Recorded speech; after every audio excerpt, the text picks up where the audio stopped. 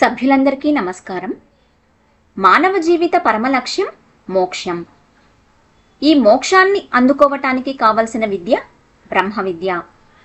ఏది తెలుసుకుంటే ఇంకా తెలుసుకోవలసింది ఏదీ లేదో అదే ఈ బ్రహ్మ విద్య. అటువంటి ఈ బ్రహ్మ విద్యను మనందరికీ బోధిస్తున్నారు గురువుగారు. ఆధ్యాత్మిక జ్ఞానపీఠ వ్యవస్థాపకులు సద్గురు శ్రీ దేవిశెట్టి చలపతిరావు గారు అంటే ఒక గురువు మాత్రమే కాదు, ఆయన సాక్షాత్తు వ్యాస భగవానుడే. మనందరినీ మోక్ష మార్గంలో ప్రయాణించేలా చేయటానికి ఆ వ్యాసుడే మళ్ళీ పుట్టాడా అని అనిపించే ఈ గురువుగారు అసలు ఎవరు? ఈయన జీవిత చరిత్ర ఏమిటి? ఇప్పుడు తెలుసుకుందాం. దేవిశెట్టివారి వంశవృక్షం. వెంకటాచలం కోటమ్మగార్లకు ఇరువురు సంతానం. వారే వీరయ్య, అంకమ్మ.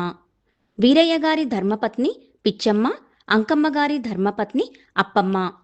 వీరయ్య పిచ్చమ్మగార్ల సంతానమే వీరరాఘవయ్య గారు. వీరి ధర్మపత్ని పుల్లమ్మగారు. అంకమ్మ అప్పమ్మగార్ల సంతానమే చిన్న వీరరాఘవయ్య గారు. అయితే చిన్న వీరరాఘవయ్య గారు పెళ్లి చేసుకోకపోవటం వల్ల కుటుంబం అంతటితో ఆగిపోయింది. ఈ వీరరాఘవయ్య పుల్లమ్మగార్లకు 7 సంతానం. వారే వెంకాయమ్మ, వీరవసంతరావు, చలపతిరావు, కోటేశ్వరమ్మ, కాశీ అన్నపూర్ణ, సాంబశివరావు, హరినాథ్ బాబు. తుర్లపాడు అనే ఒక చిన్న పల్లెటూరులో వీరరాఘవయ్య పుల్లమ్మగార్లకు జన్మించిన 3వ సంతానమే మన గురుదేవులు చలపతిరావు గారు. చలపతిరావు గారి ధర్మపత్ని మాధవి గారు. వీరికి 2 సంతానం, జ్యోతి, ప్రవీణ్. జ్యోతి గారి భర్త జీవన్ గారు. వీరి సంతానమే చిరంజీవి దివ్యభావన. ప్రవీణ్ గారి భార్య రజని. వీరికి 2 సంతానం, చిరంజీవి నిర్దేశ్, చిరంజీవి జస్విన్.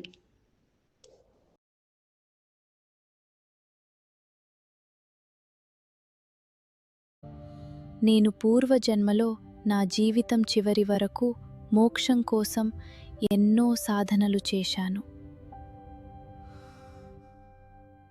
తల్లి గర్భం నుండి బయటపడగానే సాధనలు చేయాలి. ఈ జన్మలోనే పరమలక్ష్యమైన మోక్షాన్ని సాధించాలి.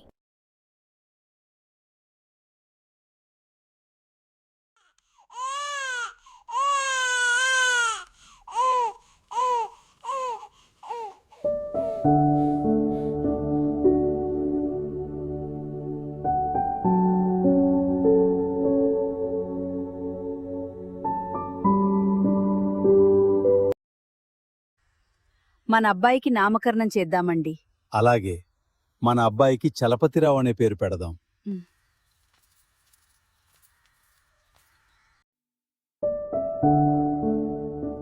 చలపతిరావు, చలపతిరావు, చలపతిరావు.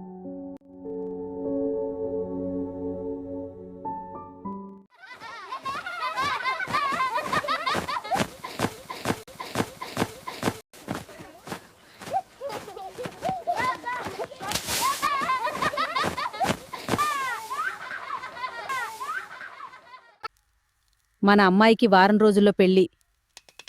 పెళ్లి పనులు ఇంకా చాలా ఉన్నాయి.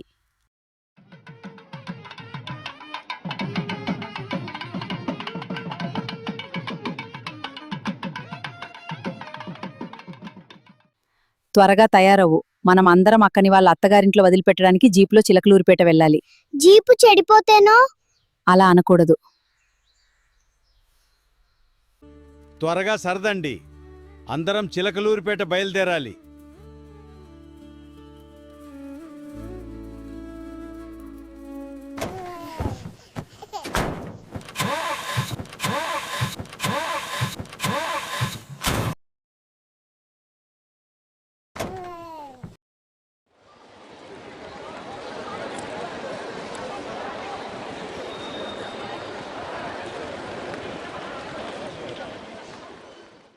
అమ్మో, వీడి ఏమంటే అదే జరుగుతుంది.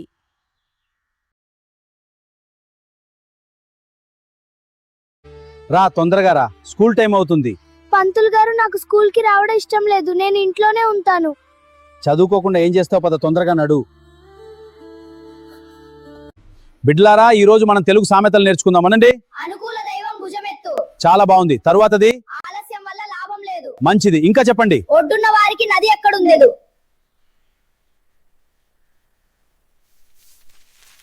అనుకూల దైవం భుజమెత్తు. ఆలస్యం వల్ల లాభం లేదు.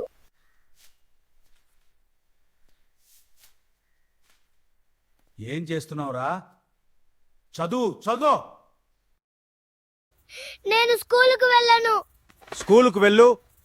నేను వెళ్ళను, నాకు వద్దు. స్కూలుకు వెళ్ళాలి. పిల్లలు, చలపతిరావు ఎక్కడా? ఈ రోజు స్కూల్ కి రాలేదు పంతులు గారు. అవునా? పదండి వాళ్ళ ఇంటికి వెళదాం. చలపతిరావు స్కూల్కి రా. నేను రాను పంతులు గారు. అలా అనకూడదురా, చదువుకుంటేనే కదా ప్రయోజకుడి అవుతావు. నేను రాను. పిల్లలు కాలు చేతులు పట్టుకుంటారా, వాడిని స్కూల్కి తీసుకెళదాం. నేను రాను, వదలండి. వదలండి ప్లీజ్. పిల్లలు మెల్లగా తీసుకెళ్ళండి. అయ్యో వదలండి, నేను రాను. చలపతిరావు ఈ రోజు కూడా రాలేదా?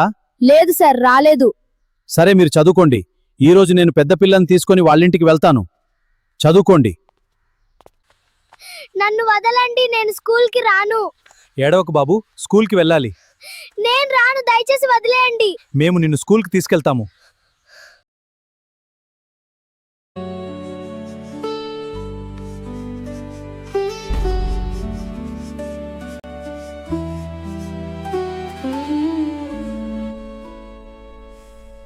చలపతిరావులో చాలా మార్పు వచ్చింది. ఇప్పుడు బాగా చదువుకుంటున్నాడు.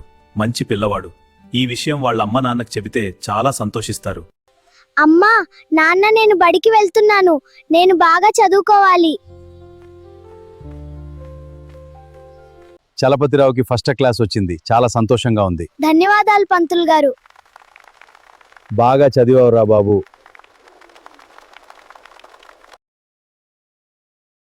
నేను 2 రోజుల్లో షాప్లోకి బట్టలు కొనడానికి బావతో కలిసి ముంబై వెళ్తాను.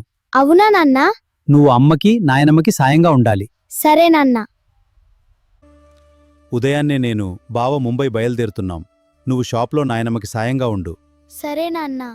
జాగ్రత్తగా ఉండు బాబు. ఈ చీర ఎంత? ఒక్క నిమిషం ఉండండి, నాకు రేటు తెలీదు. నా మనువడు బడికి వెళ్ళాడు, పిలుచుకొని వస్తాను. బడి పక్కనే ఉంది. పంతులుగారు 2 నిమిషాలు చలపతిరావుని అంగడికి తీసుకువెళ్తాను. వెంటనే పంపిస్తాను. ఇప్పుడు క్లాస్ జరుగుతుంది అమ్మగారు. ఏం కావాలండి? ఈ చీర ఎంత? 5 రూపాయలు. చీర ఇవ్వు బాబూ. చీర తీసుకోండి. ఈ స్కూల్లో 5వ తరగతి వరకే ఉంది.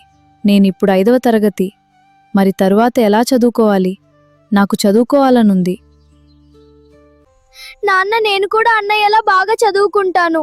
నువ్వైనా చెప్పమ్మా నాన్నకి. ఏడవకు బాబూ, మేము చూస్తాం. చలపతిరావుకి చదువుకోవాలి అని ఉంది. పెద్దబ్బాయి ఇప్పటికే చిలకలూరిపేటలో బంధువుల ఇంట్లో ఉండి చదువుకుంటున్నాడు. సరే, ఇంక మనమే చిలకలూరిపేటకు వెళ్ళిపోదాం. నాన్న, నిజంగా? చలపతిరావు, నీ చదువు కోసమే మన సొంత ఊరు తుర్లపాడు వదిలేసి చిలకలూరిపేటకు వెళ్ళిపోతున్నాం. నువ్వు బాగా చదువుకోవాలి అక్కడ.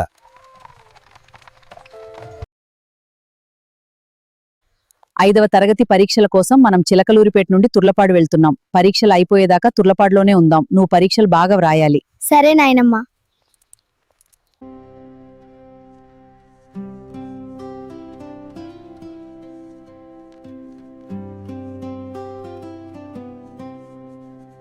చలపతిరావు, ఫస్ట్ క్లాస్లో పాస్ అయ్యావు. బాగా చదువుకొని ప్రయోజకుడివి కావాలి. ధన్యవాదాలు టీచర్.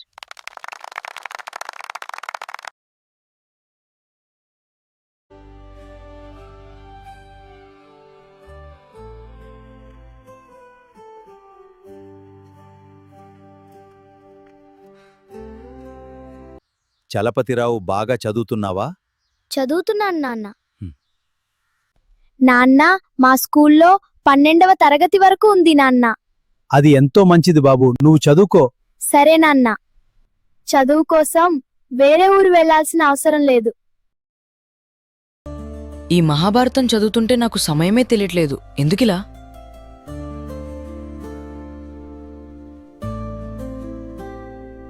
మహాభారతాన్ని వ్యాసుడు రచించాడు. మహాభారతాన్ని వ్యాసుడు మనకు అందించటంలో పరమ రహస్యం దాగి ఉన్నది. అదేమిటంటే, లోకంలో ధర్మానికి అధర్మానికి పోరాటం జరిగినప్పుడు ఒకవేళ ధర్మానికి బలం తక్కువగా ఉన్నా, అధర్మానికి బలం ఎక్కువగా ఉన్నా, చివరకు విజయం సాధించేది ధర్మమే అని చెప్పి మానవులందర్నీ ధర్మ మార్గంలోనే నడిపించాలనేదే వ్యాసుని యొక్క అసలు ఉద్దేశం. అందుకే ప్రతి వ్యక్తి తప్పకుండా మహాభారతాన్ని చదవాలి, వినాలి, ఇతరులకు చెప్పాలి. అందులోని విషయాలను బాగా అర్థం చేసుకొని జీవితాన్ని విజయపథంలో నడిపించుకోవాలి. నీకిన్ని విషయాలు ఎలా తెలుసురా? చాలా పుస్తకాలు చదివాను. గ్రంథాలయంలో మహాభారతంపై విమర్శలు, ఆ విమర్శలను ఖండిస్తూ చెప్పిన విషయాలు, మళ్ళీ వాటిలోని పొరపాట్లను తెలుసుకుంటూ విశ్లేషణ చేస్తేనే తెలిసింది.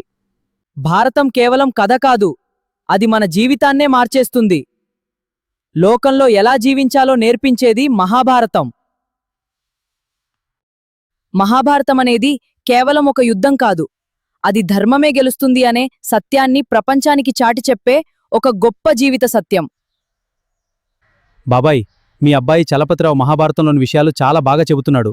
అవి వినడానికి రోజు మేము ఇక్కడికి వస్తాం. సరే, మంచిది.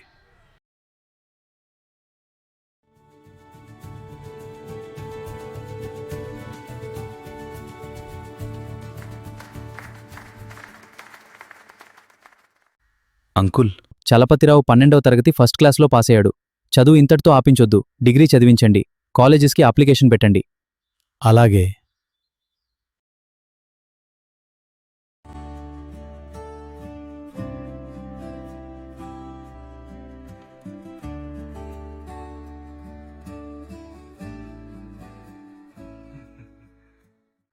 ఏంటిరా వీడు, ఎప్పుడు చూసినా మహాభారతం బుక్ చదువుతూ ఉంటాడు. ఇంక డిగ్రీ పుస్తకాలు ఎప్పుడు చదువుతాడు? ఈ పరీక్షల టెన్షన్ తట్టుకోలేకపోతున్నారా? అప్పుడప్పుడు మనవాడి దగ్గరకొచ్చి కూర్చొని ఈ విషయాలు వింటుంటే టెన్షన్ పూర్తిగా తొలగిపోతున్నది. సినిమాకి పోయినా ఇంత హాయిగా ఉండదు కదరా? అనేక విషయాలు కూడా తెలుస్తున్నాయి. ఎవరి పక్షాన ధర్మం ఉంటుందో వారి పక్షానే భగవంతుడుంటాడు. ధర్మం కోసం పోరాడితే విజయం నీదే. మహాభారతం అందించే గొప్ప సందేశం ఇదే. చలపతిరావు, ఈ సంవత్సరం నీవు డ్రామా రిప్రజెంటేటివ్గా పోటీ చేయాలి. మేమంతా నీకు సపోర్ట్గా ఉంటాం. ఫస్ట్ ఇయర్లో తెలుగు పంతులు నామినేషన్ వేసి రిప్రజెంటేటివ్ అయ్యాడు. అప్పుడు ఎవరికీ ఏమీ తెలియదు. వాడు తన ఫ్రెండ్స్తో నాటకం వేశాడు. ఎవ్వరికీ ఇతరులకు అవకాశం ఇవ్వలేదు. కనుక ఈ సంవత్సరం ఖచ్చితంగా పోటీ ఉండాలి. నువ్వు పోటీ చెయ్యి. చూడండ్రా, నాకు నాటకాల్లో నటించటం అంటే ఇష్టమే. కాని ఇంతవరకు ఒక్క నాటకంలో కూడా హైస్కూల్లో నటించలేదు. అతనేమో తెలుగు పంతులుగా యాక్ట్ చేసి గొప్ప పేరు తెచ్చుకున్నాడు. అతన్ని ఓడించడం ఎవరికీ సాధ్యం కాదు. నన్ను వదిలేయండి. నాకు పోటీ చేయటం ఇష్టం లేదు. నీకు అనుభవం ఉందో లేదో ఎవరికి తెలుసు? అదంతా అనవసరం. నువ్వు పోటీ చేస్తున్నావు అంతే. అతడేమో పోటీల్లో పాల్గొని గొప్ప పేరు తెచ్చుకున్నాడు. తెలుగు పంతులు అనే పేరే అందరికీ తెలిసిన పేరు. అతన్ని ఓడించటం కాదు గదా, పోటీ ఉన్నదని కూడా ఎవ్వరూ అనుకోరు. తెలిసి ఓడిపోవటానికి నిలబడాలా? ఇంతమంది చాలా గట్టిగా అడుగుతున్నారు గనుక దైవం మీద భారం వేసి నిలబడతామా? ఏం చేయాలి? ఒరే పదరా, నామినేషన్ వేయడానికి. నాకు ఇష్టం లేదు. ఈ డ్రామా రిప్రజెంటేటివ్ ఎలక్షన్స్లో డిగ్రీ సెకండ్ ఇయర్ చదువుతున్న డి చలపతిరావు 2 ఓట్ల మెజారిటీతో విజయం సాధించాడు.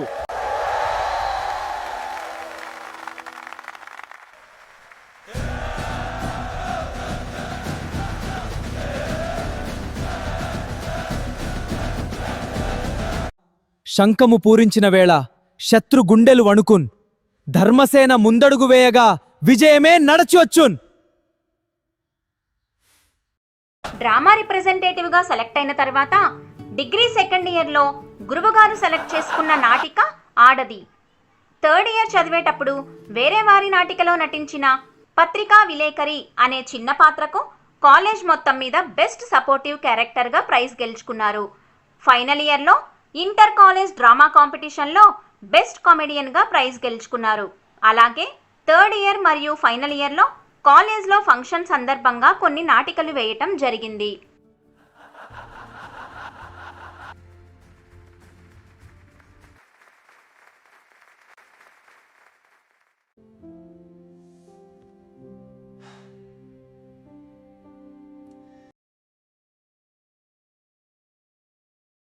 ఈ ఫ్రెండ్స్ కల్చరల్ సొసైటీ ద్వారా ఎన్నో కార్యక్రమాలు చేపట్టాము.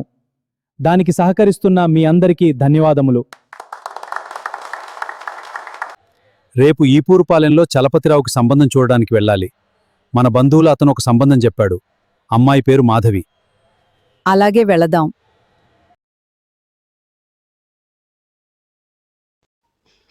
తాటికొండవారి కుటుంబం. వెంకటేశ్వర్లు, సత్యవతి గార్లకు 5 సంతానం. వారే సీత, మాధవి, నాగేశ్వరరావు, రాజా, ధనలక్ష్మి. ఈ తాటికొండ వెంకటేశ్వర్లు, సత్యవతి గార్ల 2వ సంతానమే మాధవి గారు. ఇప్పుడు మన గురుదేవులకు ఈ మాధవి గారితోనే పెళ్లి చూపులు.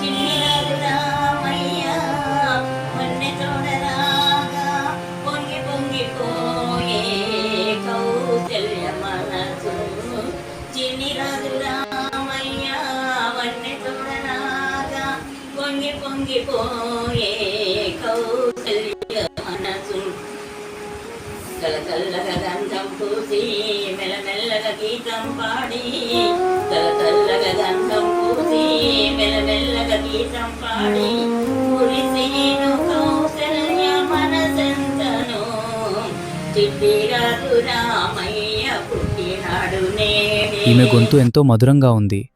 పాట చాలా బావుంది. ఈ అమ్మాయినే పెళ్లి చేసుకోవాలనుంది.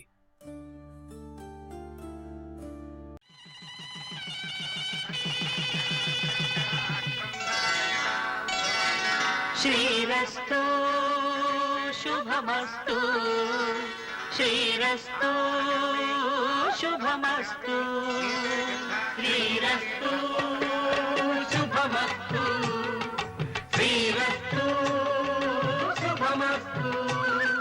శ్రీకారం చుట్టుకుంది పెళ్లి పుస్తకం, ఇక ఆకారం దాచుతుంది కొత్త జీవితం.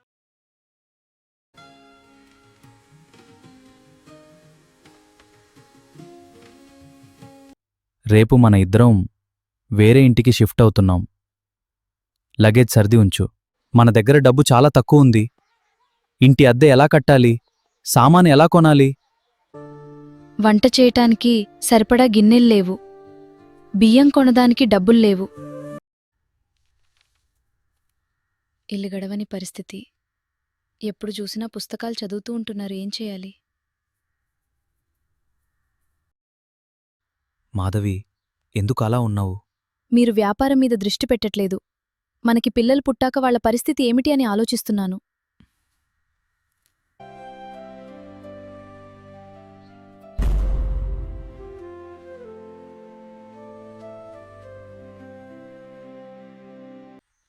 జ్యోతి, ఏం కావాలి నీకు? చాక్లెట్ కావాలా? అబ్బా చాక్లెట్. నీకు చాలా ఇష్టమా? అవును, చాలా ఇష్టం. జ్యోతి తమ్ముడిని చూడు. అవును జ్యోతి, నీ తమ్ముడు. అమ్మా తమ్ముడా? మన కుటుంబానికి కొత్త సంతోషం. చలపతిరావు, ఎలా ఉన్నావు? చలపతిరావు, ఎలా ఉన్నావు? ఈ చలపతిరావుకి పుస్తకాలు చదువుతుంటే ఏమీ వినిపించదేమో. ఇతను వ్యాపారం మీద కన్నా బుక్స్ చదవటం మీదనే దృష్టి పెడుతున్నాడు. ఇలా అయితే ఎలా? షాపుండి అద్దె కట్టుకుంటూ సరిగ్గా వ్యాపారం చెయ్యకపోతే కుటుంబం జరగాలి గదా. అవును వదినా, ఇతనికి వ్యాపారం మీద ఇష్టం లేనట్లుంది. ఇతను మహాభారతం గురించి చాలా చక్కగా చెబుతాడు. మొన్న మావారు విన్నారంట, ఆయన చెప్పారు. మీరు భారతాన్ని ఎంత బాగా చెప్పినా అందరూ విని వెళ్తారు, పొగుడుతారు. కాని కుటుంబం సంగతి చూడాలి గదా. నేను చెప్పానని కాదుగాని మీరు కూడా ఆలోచించండి. మీరు చెప్పింది నిజమే, కాని ఏదో అదృశ్య శక్తి నన్ను వెనక నుంచి నెడుతున్నట్లుగా అనిపిస్తున్నది. మనస్సు, వ్యాపారం, లాభం, డబ్బు మీదకు పోవటం లేదు. ఈ మహాభారత పరిశోధనలో మాత్రం ఎక్కడలేని ఉత్సాహం వస్తున్నది. అయినప్పటికీ మీరు చెప్పిన మంచి సలహాను త్రోసివేయలేను. ప్రయత్నిస్తాను. ఈయన్ని అందరూ చాలా చులకన చేసి మాట్లాడుతున్నారు. అందరిలా వ్యాపారం మీద దృష్టి పెడితే బావుంటుంది. అమ్మా, కూర చాలా బాగుంది. కూర చాలా బాగుంది.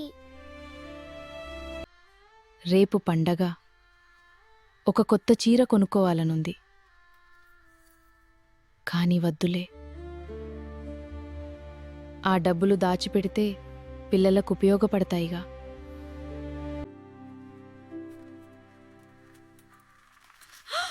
మాకొక సొంత ఇల్లుంటే ఈ ఇబ్బందులు ఉండేవి కాదు కదా.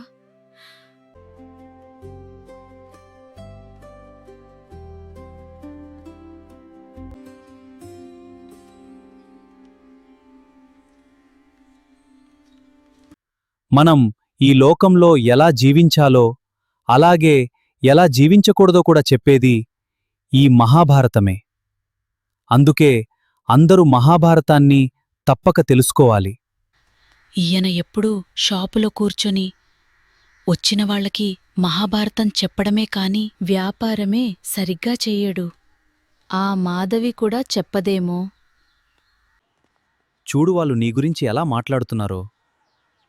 ఆ పుస్తకాలు వదిలేసి వ్యాపారం మీద దృష్టి పెట్టొచ్చు కదా. కుటుంబ పోషణ కూడా చాలా కష్టంగా ఉంది. అందరూ చాలా అవమానిస్తూ మాట్లాడుతున్నారు. ఎవరు ఏమన్నా సరే నేను ఈ మహాభారత పరిశోధన మాత్రం కొనసాగిస్తూనే ఉంటాను. తన ఆలోచనలన్నీ ఎప్పుడూ మహాభారతం గురించే. ఏ పని చేస్తున్నా అదే ధ్యాస, అవే ఆలోచనలు. నిద్రపోయేటప్పుడు కూడా తన మనసంతా మహాభారతం గురించిన ఆలోచనలే.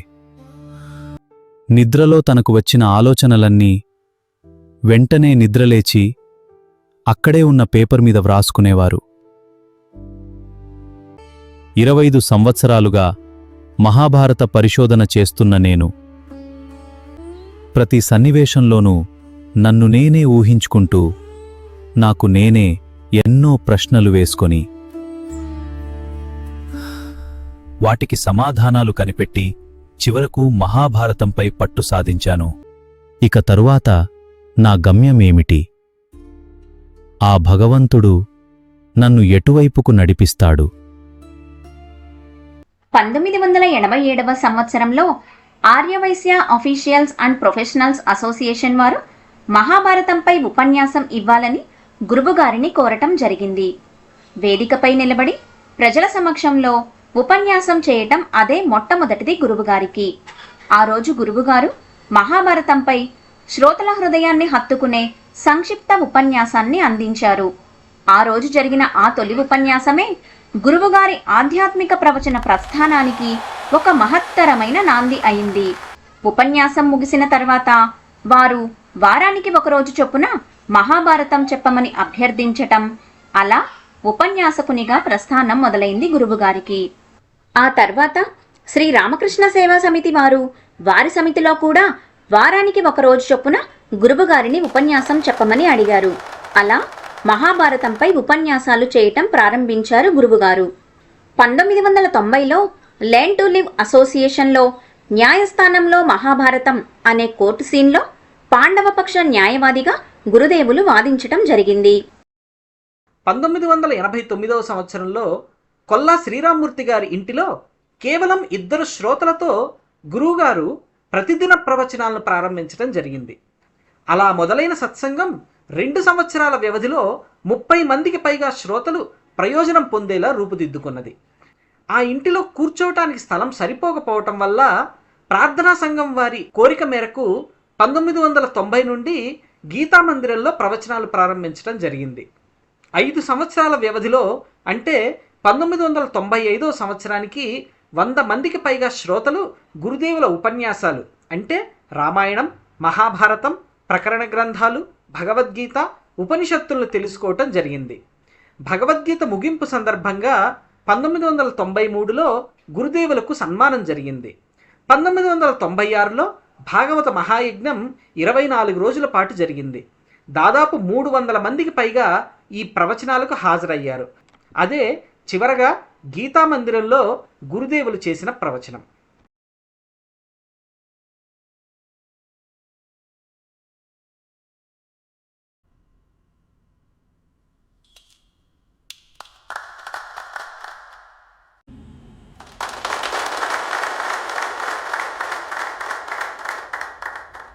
పంతొమ్మిది 1988లో చిన్మయ మిషన్ స్వామిని శారదా ప్రియానంద వారి ప్రవచనం విని ఆ సంస్థ చిలకలూరిపేట విభాగానికి సెక్రటరీగా 5 సంవత్సరాలు అనేక కార్యక్రమంలో నిర్వహించారు. 1994 ఫిబ్రవరి 8వ తేదీన చిలకలూరిపేట ఆర్వీఎస్ సివిఎస్ హైస్కూల్ గ్రౌండ్లో ఆధ్యాత్మిక జ్ఞానపీఠం పేరుతో 12,000 మంది సమక్షంలో ప్రసన్న బండ్లమాంబ శ్రీ రాజమాతాదేవి గారి చేత స్వతంత్ర ఆధ్యాత్మిక సంస్థను ప్రారంభింపచేశారు. ఆ సభలో మన గురుదేవులు రచించిన కర్మ సిద్ధాంతం అనే చిన్న గ్రంథం శ్రీ రాజమాతాదేవి గారి చేతుల మీదుగా ఆవిష్కరణ జరిగింది. ఇదే గురుదేవుల గ్రంథ రచనల్లో మొట్టమొదటిది. 1996వ సంవత్సరంలో గీతా మందిరం నుండి బయటకు రావాల్సిన పరిస్థితి వచ్చింది. ఆధ్యాత్మిక జ్ఞానపీఠం సంస్థకు సొంత బిల్డింగ్ అనేది లేకపోవటం వల్ల గురుదేవుల ఇంటి నుండే కార్యక్రమాలు ప్రారంభించడం జరిగింది. ఇంటిలో స్థలం సరిపోకపోవటం వల్ల 100 మందికి పైగా నిత్యం సత్సంగంలో పాల్గొనేవారు కాస్త 25 మందికే పరిమితమయ్యారు. అయితే ఇప్పటి వరకు శ్రోతలుగా ఉన్నవారు శిష్యులయ్యారు. ఉపన్యాసకునిగా ఉన్న గురుదేవులు ప్రవచనకర్తగా శ్రీమద్ భగవద్గీత, ఉపనిషత్తులు, ప్రకరణ గ్రంథాలపై ప్రవచనములు చేస్తూ సద్గురువుగా గుర్తింపు తెచ్చుకున్నారు. గురు శిష్య సంబంధం ఇక్కడే బలపడింది. 2006వ సంవత్సరం వరకు అంటే 12 సంవత్సరాలు ఇంటిలోనే 25 మంది శిష్యులతో ప్రతిరోజు సత్సంగం, ఇతర కార్యక్రమాలు కొనసాగాయి. 1996 నుండి విజయవాడ VTPSలో గురుదేవుల ఆధ్యాత్మిక జ్ఞాన యజ్ఞాలు ప్రారంభమైనవి. భగవద్గీత ముగింపు సందర్భంగా ఒక సన్మానం అత్యంత వైభవోపేతంగా నిర్వహించారు. అలాగే 108 హోమకుండాలతో వాసుదేవ మహాయజ్ఞాన్ని నిర్వహించటం జరిగింది. ఈ కార్యక్రమాలతో పాటు కొన్ని ఇతర ప్రదేశాలలో కూడా ఆధ్యాత్మిక జ్ఞాన యజ్ఞాలు జరిగినవి. వినుకొండ, బాపట్ల, నెల్లూరు, గణపవరం, శ్రీశైలం, అరుణాచలం, కాశీ ఇలా ఎన్నో చోట్ల గురుదేవులు ప్రవచనాలు చెప్పటం జరిగింది. 40 మంది సభ్యులతో 1998లో 7 రోజులు కాశీలో ఉండే విధంగా యాత్ర జరిగింది. అలాగే 5 సార్లు అరుణాచలం వెళ్లటం జరిగింది. గిరి ప్రదక్షిణ, దేవాలయ సందర్శన, ప్రవచనం జరిగినవి. 2006వ సంవత్సరంలో రామకృష్ణ సేవా సమితి వారి కోరిక మేరకు ప్రతిరోజు జరిగే సత్సంగం వారి భవనం నుంచి జరపటం ప్రారంభమైంది. ప్రతి నెల గీతా పారాయణంతో పాటుగా 4 ముఖ్య పూర్ణిమలు అంటే ఆషాఢ, కార్తీక, మాఘ, వైశాఖ పూర్ణిమలలో సదస్సులు, శంకరాచార్య జయంతి, రమణ మహర్షి జయంతి, శ్రీకృష్ణ జన్మాష్టమి, 18 రోజుల గీతా జయంతి ప్రత్యేక కార్యక్రమాలు, 2-3 రోజుల విహారయాత్రలు ఇలా అనేక నూతన కార్యక్రమాలను గురుపత్ని మాధవి గారి ప్రత్యేక పర్యవేక్షణలో నిర్వహిస్తూ సంస్థ కార్యక్రమాలను 2020 వరకు అంటే దాదాపు 15 సంవత్సరాలు నిరాటంకంగా కొనసాగించుకుంటూ వచ్చారు. సత్సంగమే తన జీవితంగా భావించే గురువుగారు 2020 కరోనా సమయంలో కూడా సత్సంగం నిర్వహించకుండా ఉండలేకపోయారు. అయితే శిష్యులు కూడా తక్కువేం తినలేదు. మాకేమైనా పర్వాలేదు, మాకు ఈ సత్సంగమే ముఖ్యం అని భావించే కొంతమంది శిష్యులు కూడా సత్సంగానికి అటెండ్ అయ్యేవారు. తొందరగా పదండి, గురుగారు కరెక్ట్ టైంకి వచ్చేస్తారు. గురుగారు కంటే ముందు మనమే వెళ్ళాలి క్లాస్కి.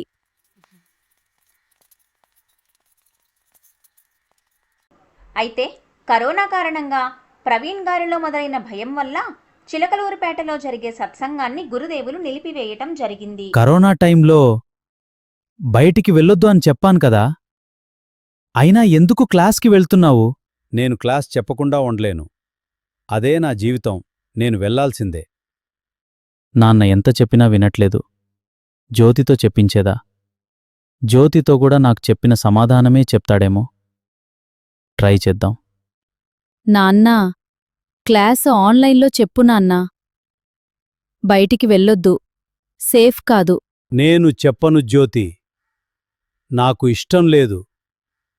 నేను అలా చెప్పలేను, అర్థం చేసుకో. బాబూ, నాన్న ఒప్పుకోవట్లేదురా. ఎవరితో చెప్పించాలి? నాన్న ఎవరు చెబితే కొంచెం ఆలోచిస్తాడు. జయ అక్కతో చెప్పిద్దాం. గురువుగారు, మీరు క్లాస్కి వెళ్లకుండా ఇంట్లోనే ఉండొచ్చు కదా.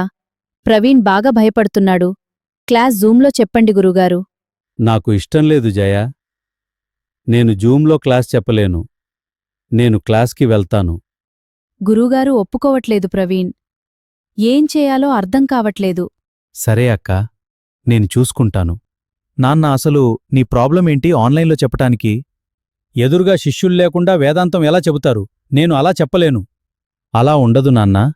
వాళ్ళందరూ వీడియో ఆన్ చేసుకుంటే నీకు కనిపిస్తూనే ఉంటారు. కొన్ని రోజులు చెప్పి చూడు, నచ్చకపోతే ఆపేద్దాం. ప్లీజ్ ఒప్పుకో. బాబూ ఎప్పుడూ ఇంత గట్టిగా చెప్పడు. బాగా భయపడుతున్నట్లున్నాడు. ఒకసారి ఆలోచించండి. 2 నెలలు ఏ కార్యక్రమాలు లేకుండా ఇంటిలోనే ఉండటం జరిగింది మన గురుదేవులు. శిష్యులు ఎదురుగా లేకపోతే వేదాంతం ఎలా చెప్పాలి? అది ఎలా కుదురుతుంది? సరే, కొన్ని రోజులు చెప్పి చూస్తాను. బాబూ, ఇప్పుడు నాకు అర్థమైంది ల్యాప్టాప్లో జూమ్ ఎలా జాయిన్ అవ్వాలో. రేపటినుంచి క్లాస్ చెప్పడం మొదలుపెడతాను.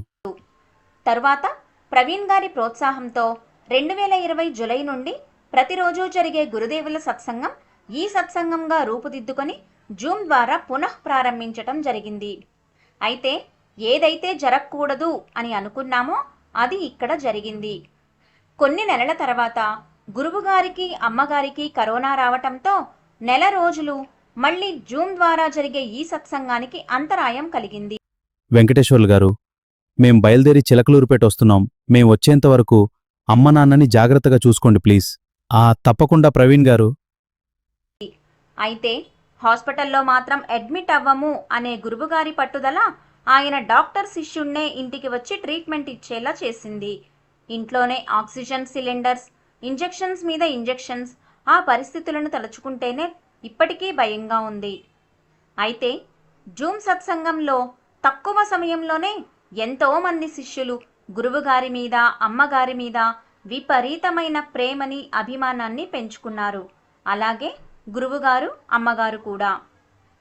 గురువుగారికి అమ్మగారికి ఏమైంది, ఎలా ఉంది అని శిష్యుల నుంచి వచ్చే వందలాది ఫోన్ కాల్స్ వారి అభిమానం గురువుగారిని అమ్మగారిని తొందరగా కోలుకునేలా చేసింది. ఆ కరోనా సమయంలో మన సత్సంగ సభ్యులైన డాక్టర్ సీతారామయ్య గారు వీడియో కాల్స్ ద్వారా గురువుగారికి అమ్మగారికి ఎప్పటికప్పుడు తగిన సలహాలిస్తూ దగ్గరుంటున్న ప్రవీణ్ గారికి రజనీ గార్లకు తగిన జాగ్రత్తలు చెబుతూ ధైర్యాన్ని ఇచ్చారు. ఇక మరలా నెల రోజుల తర్వాత జూమ్లో సత్సంగం తిరిగి ప్రారంభించడం జరిగింది.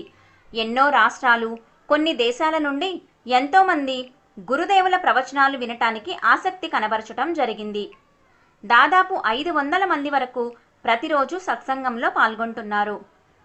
ఇంతవరకు భగవద్గీత, ఉపనిషత్తులు, బ్రహ్మసూత్రములు, ప్రకరణ గ్రంథములు, గురుగీత, రామాయణం, మహాభారతం, భాగవతం మొదలైన అనేక వేదాంత గ్రంథాలపై, ఇతిహాసాలపై ప్రవచనాలు ఒక క్రమ పద్ధతిలో, అంటే ఏ గ్రంథం తర్వాత ఏ గ్రంథం తెలుసుకోవాలో, ప్రారంభ సాధకులైన వారు ఏ క్రమంలో వింటే ఏ గ్రంథాన్ని సరిగ్గా అర్థం చేసుకోగలరో ఆ క్రమంలో ప్రవచనాలు చేయటం జరిగింది. ప్రతిరోజు జరిగే సత్సంగం మొదటగా ఒక భజన లేదా అమ్మగారు ప్రత్యేకంగా రచించిన ఒక పాటతో ప్రారంభమవుతుంది. ఓంకారం, గురుస్తోత్రం తరువాత సుమారు 45 నిమిషాల పాటు గురుదేవుల ప్రవచనం జరుగుతుంది. తరువాత నిన్నటి రోజున జరిగిన ప్రవచనానికి సంబంధించి శిష్యులు ఎంతవరకు గ్రహించాము అని ఎవరికి వారు పరీక్షించుకునేలా 10 ప్రశ్నలతో కూడిన క్విజ్ను కండక్ట్ చేయటం జరుగుతుంది. ఆ తరువాత శిష్యులు ఎవరైనా ఏవైనా సందేహాలుంటే గురుదేవుల వద్ద వ్యక్తపరచి ఆయా సందేహాలను నివృత్తి చేసుకునే అద్భుతమైన అసాధారణమైన అవకాశం కల్పించబడింది. అలాగే సమయాన్ని బట్టి శిష్యులు వారు గ్రహించిన విషయాలను గట్టిపరుచుకోవటానికి, సంక్షిప్తంగా తెలియపరచడానికి, వారి అభిప్రాయాలు వ్యక్తపరచడానికి కూడా అవకాశం లభిస్తుంది. ఆధ్యాత్మిక సాధకులకు శాస్త్ర శ్రవణం, మననం, నిధిధ్యాసన ఎంతో ముఖ్యమైనవి. ప్రతిరోజు గురుదేవుల నుండి శాస్త్ర శ్రవణాన్ని చేస్తూ ఉండే శిష్యులు వారానికి 2 రోజులు అసలైన మననం ఎలా ఉండాలో అమ్మగారు ధ్యానం పేరుతో మనకు తెలియజేస్తూ ఉంటారు. అంటే రోజువారీ మన పనులనే కాకుండా మనం చూస్తున్నా, వింటున్నా ప్రతి విషయాన్ని శాస్త్ర జ్ఞానంతో ముడిపెట్టి ఎలా సమన్వయం చేసుకోగలగాలో, ఎప్పుడూ బాహ్యంగా ఉండే మన దృష్టిని ఎలా అంతర్ముఖం చేయాలో మార్గనిర్దేశం చేస్తారు. ఇలా ప్రతిరోజు 1.5 గంటల పాటు సత్సంగాన్ని నిర్వహించడం జరుగుతూ వస్తున్నది. ఇక ప్రతిరోజు జరిగే సత్సంగానికి అదనంగా ప్రత్యేక కార్యక్రమాలు అంటే శంకరాచార్య జయంతి, భగవాన్ రమణ మహర్షుల జయంతి, శ్రీకృష్ణ జన్మాష్టమి, అలాగే 18 రోజుల గీతా జయంతి కార్యక్రమాలను వేదవర్షిణి మాధవి గారు నిర్వహించడం జరుగుతూ వస్తున్నది. అలాగే 2024 డిసెంబర్లో గీతా జయంతి సందర్భంగా ఈ ఊరి వారి పాలెం ప్రజల ఆహ్వానం మేరకు అక్కడ భగవద్గీత పారాయణం మరియు హోమ కార్యక్రమాలు నిర్వహించటం జరిగింది. ఆ భగవద్గీత పారాయణంలో పాల్గొనటానికి ఊరంతా కదిలివచ్చి కార్యక్రమాన్ని విజయవంతం గావించారు.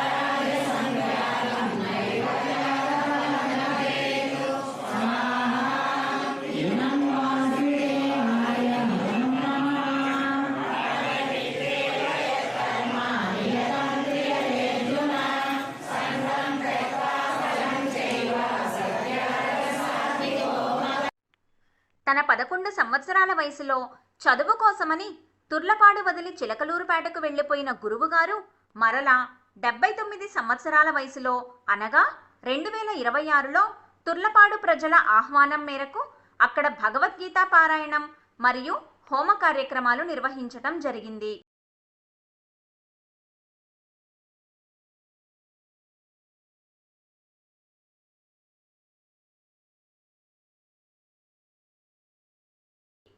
తన చిన్ననాటి జ్ఞాపకాలను గుర్తు చేసుకుంటూ సత్సంగ సభ్యులతో తన జ్ఞాపకాలను పంచుకుంటూ తుర్లపాడు వీధుల్లో ఒక చిన్న పిల్లవాడిలా సందడి చేశారు గురువుగారు.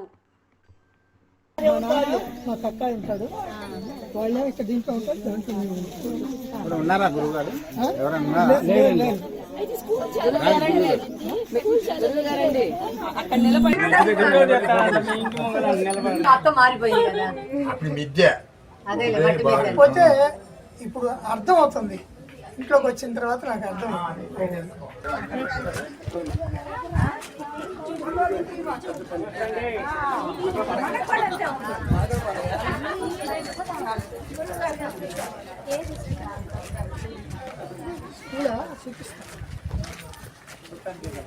నేను కొంచెం అవుతుందని అనుకున్నా.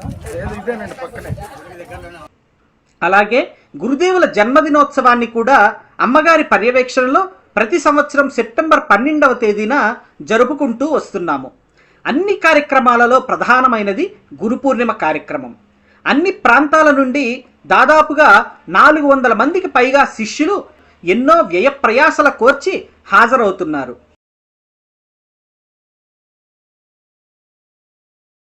ఈ కార్యక్రమానికి ముందు రోజు 100 హోమగుండాలతో ప్రత్యేక హోమ కార్యక్రమాలను నిర్వహించడం కూడా జరుగుతున్నది.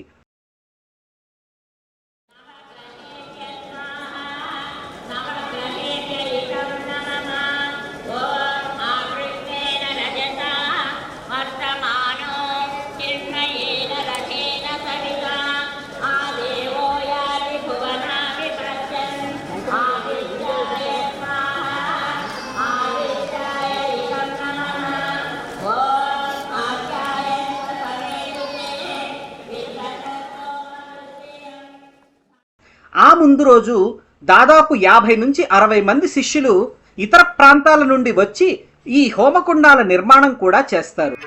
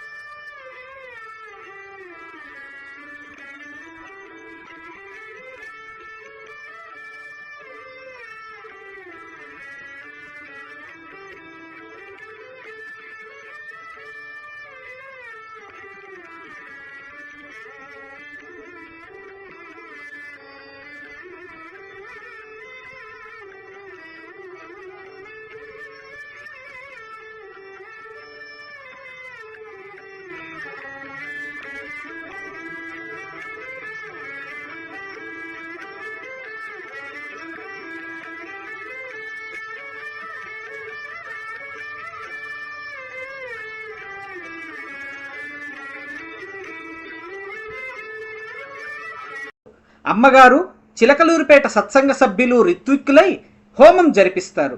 గురు పూర్ణిమ రోజు అందరూ గురుపూజ చేసుకొని గురుదేవుల ఆశీర్వచనం తీసుకుంటారు మరియు వారిని సత్కరిస్తారు. ఆ కార్యక్రమాల వెనుక అమ్మగారు పడే కష్టం చెప్పలేనిది. కార్యక్రమాలు అన్నీ టైం టు టైం జరిగేలా ప్లానింగు, దానికి సంబంధించిన పాటలు రచించటం, ఇలా ఎంతో కష్టం ఉంటుంది అమ్మగారికి.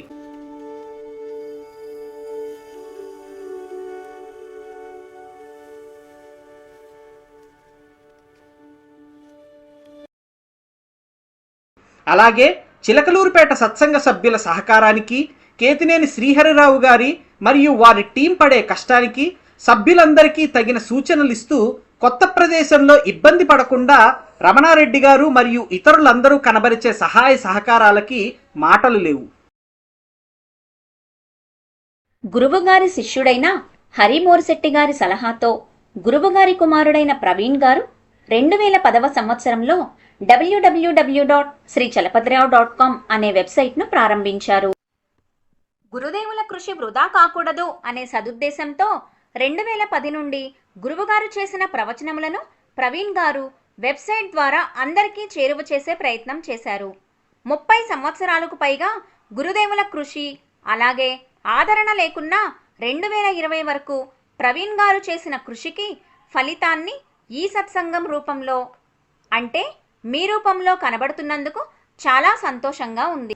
2014వ సంవత్సరంలో ధరణి గారు, కిషోర్ గారి సహకారంతో ఈ వెబ్సైట్ రీడిజైన్ చేయబడింది. గురుదేవుల ఈ ఆత్మజ్ఞాన బోధను, వేదాంత విద్యను ప్రతి ఒక్కరి చేరువకు చేర్చటంలో సహకరించిన ఈ అందరికీ ఎన్నిసార్లు కృతజ్ఞతలు చెప్పినా తక్కువే.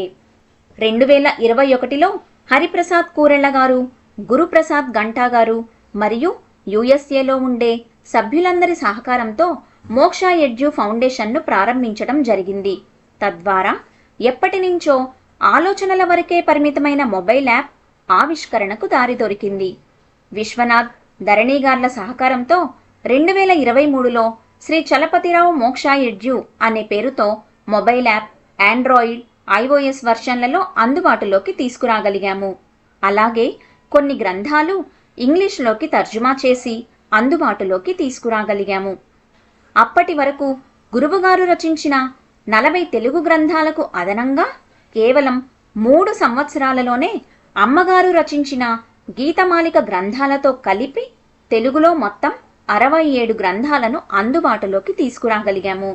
గురువుగారు 35 సంవత్సరాల నుంచి సత్సంగం చెబుతున్నా ఇంకా ఈ అద్భుత జ్ఞానాన్ని తెలుసుకోవలసిన శిష్యులు ఎవరో రావాలి అని ఆయన మనసు పడే వేదన, ఆయన ఎదురుచూపులకు నిదర్శనమే మన ఈ సత్సంగ శిష్యులు.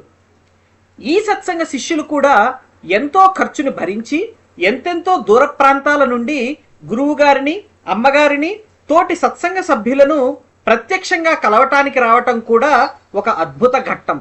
ఆయనకంటూ ఒక గురువు లేకపోయినా తన ప్రారబ్ధం వల్ల చిన్నతనం నుండే ఈ ఆధ్యాత్మిక మార్గంలోకి వచ్చి ఎన్నో గ్రంథాలు చదివి ఎన్నో పరిశోధనలు చేసి ఆర్థికంగా ఎన్నో కష్టాలు, ఎన్నో అవమానాలు ఎదుర్కొన్నా నిండుకుండ తొణకదు అనేలా ఈ రోజుకి ఎంతో నిరాడంబర జీవితం గడుపుతూ ఈ మార్గంలోనే నిలిచిన మన గురువుగారిని, అమ్మగారిని అందరూ ఆదర్శంగా తీసుకొని మన జీవితం చివరి వరకు ఈ మార్గంలోనే మన ప్రయాణం సాగించాలని కోరుకుందాం.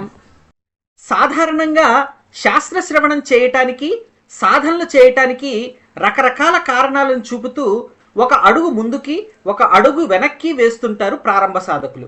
చలపతిరావు గారు అనే గురువుగారు ప్రతిరోజు రాత్రి 7 గంటలకు జూమ్లో ప్రవచనాలు చెబుతున్నారు. చాలా బాగా చెబుతున్నారు, వినొచ్చు కదా. ఇప్పుడే ప్రవచనాలు వినే వయసు కాదులేండి. ముందు నేను బాగా డబ్బు సంపాదించాలి, ఆ తర్వాత చూసుకుందాం. అమ్మో 7 గంటలకా? నాకెంతో ఇష్టమైన సీరియల్ వస్తుంది ఆ టైంలో. నా వల్ల కాదు, ప్లీజ్ నన్ను వదిలేయ్. నాకెక్కడ కుదురుతుందే. మా ఆయనకి కరెక్ట్గా 7 గంటలకి భోజనం పెట్టపోతే మండిపడతారు. నా వల్ల కాదు, నన్ను వదిలేయ్. ఏంటి అలా ఉన్నావు? ఇందాక తెలిసినవారితో గురుగారి ప్రవచనాలు వినమని చెప్పాను. అందరూ ఏదో ఒక కారణం చెప్పి వినటం కుదరదు అంటున్నారు. గురువుగారు చెప్పారు కదా, పూర్వజన్మ సుకృతం లేనివాళ్లే ఇలా కారణాలు చెప్పేది అని. వాళ్లకు సుకృతం లేదు అంతే.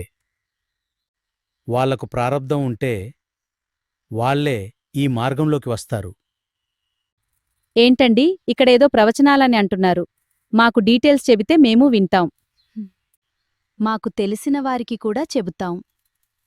తప్పకుండా. చూసావా, ఇలా ప్రారబ్ధమున్న వాళ్లకే ఒక గొప్ప గురువు లభించేది.